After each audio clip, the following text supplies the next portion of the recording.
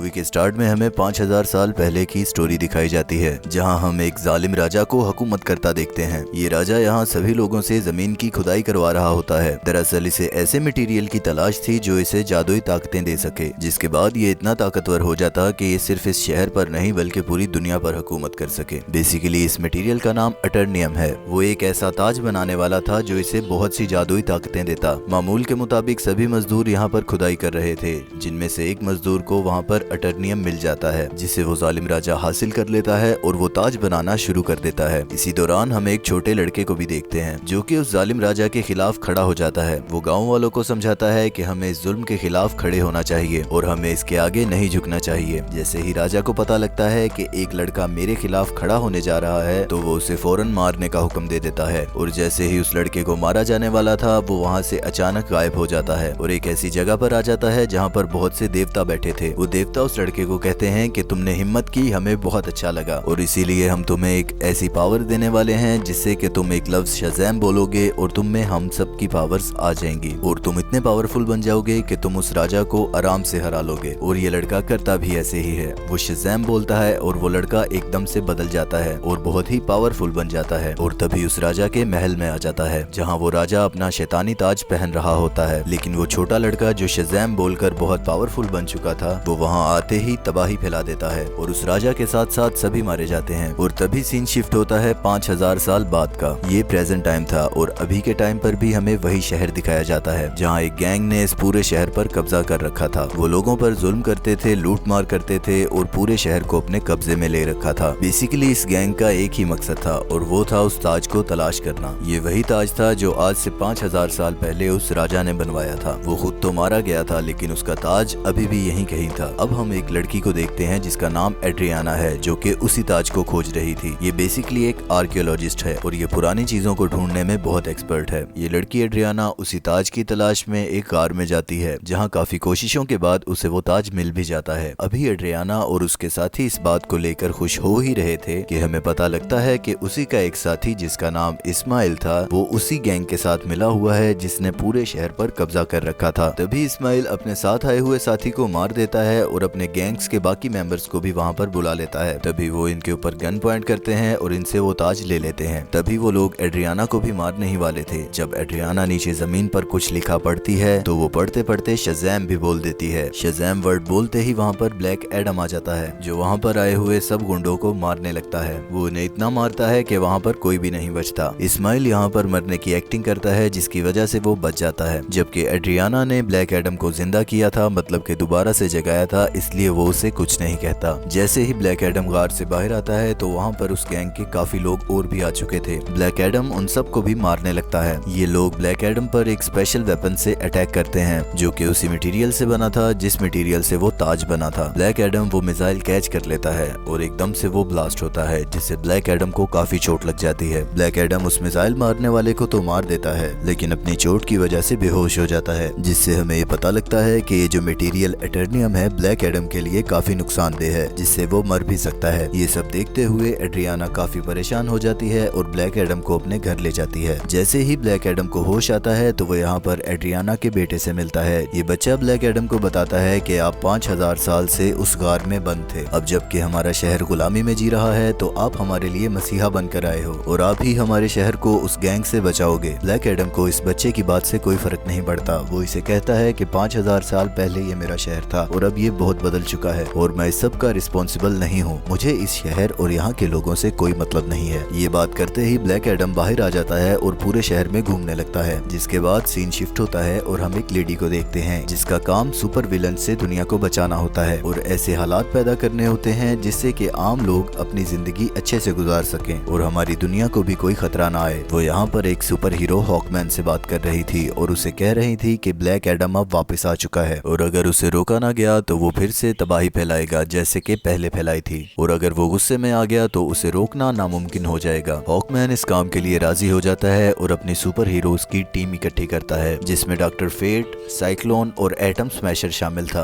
अब ये लोग ब्लैक एडम को रोकने के लिए निकल पड़ते हैं। दूसरी तरफ उस गैंग के लोग एड्रियाना के घर पहुंच जाते हैं क्योंकि उन्हें पता था कि वो ताज अभी भी एड्रियाना के पास है, और जैसे ही वो लोग एड्रियाना की फैमिली पर हमला ही करने वाले थे कि वहाँ ब्लैक एडम आ जाता है। ब्लैक एडम उन लोगों को बचाता है और और उस गैंग के लोगों को फिर से मारने लगता है। अभी ब्लैक एडम उनसे फाइट कर ही रहा था कि पीछे से सुपर हीरोज की वही टीम आ जाती है और ये सब मिलके ब्लैक एडम से फाइट करने लगते हैं। लेकिन अभी भी ब्लैक एडम इन सब पर भारी था। वो गैंग के लोग और जस्टिस सोसाइटी मिलकर भी ब्लैक एडम को रोक नहीं पा रहे थे और आखिरकार ब्लैक एडम वहाँ से चले जाता है। तभी वो सुपर हीरो टीम जिसका नाम जस्टिस सोसाइटी था एड्रियाना के पास आते हैं और उससे हेल्प मांगते हैं कि तुम हमारी मदद करो ब्लैक एडम को पकड़ने के लिए। जिसके जवाब में एड्रियाना उन्हें कहती है कि तुम लोग तब कहाँ थे जब हम पर जुल्म हो रहे थे, तुम लोगों को तो मैंने कभी नहीं देखा, एक ब्लैक एडम ही है जो हमारे लिए यहाँ फाइट कर रहा है। जब मैं मरने वाली थी तो उसी ने मुझे बचाया। जिसके जवाब में हॉकमैन उसे कहता है कि जिसे तुम अपना मसीहा समझ रही हो वो असल में बहुत खतरनाक है। 5000 साल पहले भी उसने ऐसे ही तबाही मचाकर पूरा शहर तबाह कर दिया था। और आखिरकार ये लोग एड्रियाना को राजी कर लेते हैं। एड्रियाना इन सबको ब्लैक एडम के पास ले जाती है ताकि ये लोग आपस में बैठकर बात कर सकें और ये लड़ाई खत्म हो सके। तभी दूसरी तरफ इस्माइल एड्रियाना के घर इंटर हो जाता है ताकि वो ताज हासिल कर सके। लेकिन जब उसे वहाँ पर ताज नहीं मिलता तो वो गुस्से में एड्रियाना के बेटे को अपने साथ ले जाता है। तभी एड्रियाना का बेटा चुपके से अपनी माँ को कॉल करता है और उन्हें बताता है कि मुझे किडनैप कर लिया है। ये सुनकर एड्रियाना बहुत परेशान हो जाती है और तभी ब्लैक एडम और जस्टिस सोसाइटी से हेल्प मांगती है। तभी ये लोग भी राजी हो जाते हैं और मिलकर उसके बेटे को ढूंढने लगते हैं। और यहीं पर हॉकमैन उस गैंग के 2 आदमियों को पकड़ लेता है और उन्हें मार के पूछता है कि इस्माइल कहाँ है। जिसपे उन्हें पता चलता है कि इस्माइल ने उसके बेटे को एक खुफिया जगह रेगिस्तान में रखा था। तभी ये लोग उसे ढूंढने निकलते हैं और वहाँ पहुँचते ही वो देखते हैं कि इस्माइल ने उसके बेटे पर गन पॉइंट की है। और यहीं पर इस्माइल इन सबको एक राज बताता है कि जिस गैंग ने पूरे शहर पर कब्जा कर रखा है वो बेसिकली मेरा है और ये सब गुंडे मेरे लिए ही काम करते हैं। इसलिए वो एड्रियाना को कहता है कि अगर तुम्हें अपने बेटे की जान प्यारी है तो मुझे वो ताज दे दो। एड्रियाना काफी परेशान थी और इसलिए वो उसे वो ताज दे देती है। इसके बावजूद भी इस्माइल उस बच्चे पर गोली चला देता है और जैसे ही ब्लैक एडम ये सब देखता है तो वो तेज स्पीड में उड़कर उस बच्चे की जान बचा लेता है और तभी इस्माइल को अपनी लाइटनिंग से जलाकर उसे खत्म कर देता है। और यहाँ पर ब्लैक एडम हॉकमैन से मिलता है और उसे एक राज बताता है। वो बताता है कि वो लड़का जिसने उस राजा के खिलाफ आज से 5000 साल पहले आवाज उठाई थी वो असल में मैं नहीं था, वो मेरा बेटा था। और जैसे ही वो राजा मेरे बेटे को मारने लगा तो वो वहाँ से गायब हो गया। राजा को बहुत गुस्सा आ रहा था और उसे समझ नहीं आ रहा था कि वो क्या करे, तो उसने मुझे और मेरी फैमिली को पकड़ लिया और हम पे बहुत जुल्म और ऐसे मारा गया जैसे कोई जानवरों पर भी जुल्म नहीं करता। मेरे देखते ही देखते मेरी वाइफ मर गई और मैं भी बस मरने ही वाला था कि तभी मेरा बेटा वहाँ पर आ गया जिसके पास बहुत सी पावर्स थी और उसने अपनी वो सब पावर्स मुझे दे दी। अभी हम बात कर ही रहे थे कि उस राजा ने हम पर दोबारा से हमला करवाया। मैं तो बच ही गया क्योंकि मेरे पास पावर्स थी, लेकिन मेरा बेटा मारा गया। अपने बेटे को मरता हुआ देखकर मैं बहुत गुस्से में आ गया और मैंने उस राजा और उसके लोगों को मार दिया। मेरे बहुत ज्यादा गुस्से की वजह से मेरी पावर्स मेरे कंट्रोल में नहीं थी और देखते ही देखते ये पूरा शहर मेरे ना चाहते हुए भी तबाह हो गया, जिस वजह से वो देवता बहुत नाराज हो गए थे जिन्होंने मेरे बेटे को पावर्स दी थी क्योंकि मैंने उन पावर्स का मिसयूज किया था। इसीलिए उन्होंने मुझे उस केव में कैद कर दिया और मैं कई हजार साल तक उस गार में कैद रहा। और जैसे ही एड्रियाना ने आकर शज़ैम कहा तो मैं वापस आ गया। यहाँ पर ब्लैक एडम को अब भी बहुत अफसोस था कि उसकी वजह से पहले भी बहुत तबाही मची और अब भी मच रही है। तभी वो हॉकमैन को कहता है कि मैं सरेंडर करना चाहता हूँ और मैं अपने पावर्स को खत्म करके तुम लोगों के हवाले करना चाहता हूँ ताकि मेरी वजह से किसी को कोई नुकसान ना हो। जिसके बाद ब्लैक एडम शज़ैम का वर्ड बोलता है और वापस अपनी नॉर्मल फॉर्म में आ जाता है। अब जब तक ब्लैक एडम दोबारा से शज़ैम नहीं बोलेगा तो वो वापस से चेंज नहीं हो सकता। इसलिए वो हॉकमैन को कहता है कि कुछ ऐसा करो कि मैं ये वर्ड बोल ही ना पाऊँ। इसीलिए ब्लैक एडम को पानी में बंद कर दिया जाता है और उसके मुंह पर एक ऐसी डिवाइस लगा दी जाती है जिससे कि ये शज़ैम वर्ड बोल ही ना पाए। बेसिकली ये एक जेल थी जहाँ पर ब्लैक एडम को बंद कर दिया जाता है। दूसरी तरफ हमें इस्माइल को दिखाया जाता है जो कि मर गया था और इस टाइम हेल में है। इस्माइल को ये बात पता थी कि उसे उन पावर्स के लिए मरना होगा, यानी कि उसके हाथ में वो ताज हो और उसे कोई मार दे ताकि वो हेल के डीमन से मिल सके और उससे अपनी पावर्स ले सके। ये सभी बातें इस्माइल पहले से जानता था, इसीलिए उसने ब्लैक एडम को उकसाया ताकि वो इसे मार दे, यानी कि ये सब उसके प्लान के मुताबिक ही चल रहा था। तभी हेल के डीमंस इस्माइल से मिलते हैं और उसे अपनी पावर्स दे देते हैं, जिसके बाद इस्माइल दोबारा से जिंदा हो गया था। लेकिन अब ये इस्माइल नहीं था, अब ये सबैक था। ये बहुत सी पावर्स के साथ दुनिया में आ जाता है और तबाही फैलाने लगता है। जैसे ही जस्टिस सोसाइटी को ये पता लगता है तो वो इसके मुकाबले के लिए सामने आ जाते हैं। यहाँ काफी देर इनकी फाइट चलती है लेकिन ये उसे रोक नहीं पा रहे थे क्योंकि सबैक बहुत पावरफुल था। तभी जस्टिस सोसाइटी के एक मेंबर डॉक्टर फेट आगे आते हैं, उससे अकेले मुकाबला करने लगते हैं लेकिन वो भी कामयाब नहीं होते और बहुत जल्दी ये लोग समझ जाते हैं कि ब्लैक एडम के अलावा सबैक को कोई नहीं रोक सकता। सकता। और तभी डॉक्टर फेट टेलीपैथी के जरिए ब्लैक एडम से राब्ता करते हैं और उसे कहते हैं कि हमें तुम्हारी जरूरत है, और अपने जादू की मदद से उसे वहाँ से बाहर निकालते हैं। ब्लैक एडम बाहर निकलते ही सबको मारने लगता है। वो किसी भी तरह पानी से बाहर आ जाता है और बाहर आते ही शज़ैम बोलता है, जिसकी वजह से वो दोबारा ब्लैक एडम बन जाता है और बगैर वक्त जाया किए सबैक के पास चले जाता है। दूसरी तरफ जस्टिस सोसाइटी के लोग अभी भी सबैक से लड़ रहे थे और इसी दौरान डॉक्टर फेट अपनी जान की कुर्बानी दे देते हैं, जिसके बाद हॉकमैन भी काफी लड़ता है, लेकिन उससे भी कुछ नहीं हो पा रहा था। और तभी वहाँ पर ब्लैक एडम आ जाता है। अब इन दोनों में फाइट स्टार्ट हो जाती है। ये फाइट काफी टक्कर की थी और काफी देर फाइट के बाद ब्लैक एडम सबैक के सर को पकड़ता है और उसको दो हिस्सों में तकसीम कर देता है, जिसके बाद सबैक की मौत हो जाती है और अब सब ठीक था और शहर के लोग ब्लैक एडम को अपना मसीहा मान लेते हैं और सब काफी खुश थे। और अब आते हैं पोस्ट क्रेडिट सीन पर, जो कि सबसे मजे का है, जिसमें हम उसी लेडी को देखते हैं जिसे स्टार्ट में देखा था। वो ब्लैक एडम को कहती है कि तुमने जो करना है करो, लेकिन अपने इस शहर से बाहर ना निकलना, ये तुम्हारी जेल है, क्योंकि अगर तुम इस शहर से बाहर निकले तो तुम्हारे लिए बिल्कुल भी अच्छा नहीं होगा। जिसके जवाब में ब्लैक एडम कहता है कि मुझे कोई नहीं रोक सकता, ना ही मैं किसी का गुलाम हूँ, मेरा जो दिल करेगा मैं वो करूंगा। जिसके जवाब में वो लेडी उसे कहती है कि हाँ शायद तुम सही कह रहे हो, इस दुनिया का कोई बंदा तुम्हें नहीं रोक सकता, लेकिन मैं किसी ऐसे को जानती हूँ जो इस दुनिया का नहीं है। जिसके जवाब में ब्लैक एडम कहता है सबको भेज दो। उसे गुस्सा आता है और वो उस डिवाइस को तोड़ देता है जिसके थ्रू वो लेडी बात कर रही थी। और तभी वहाँ पर बहुत स्मोक हो जाता है, जिस स्मोक से बाहर निकलता है सुपरमैन। जिसके बाद सुपरमैन ब्लैक एडम को कहता है कि हमें शायद बात करनी चाहिए, और सुपरमैन के ये कहते ही यहाँ पर फिल्म खत्म हो जाती है।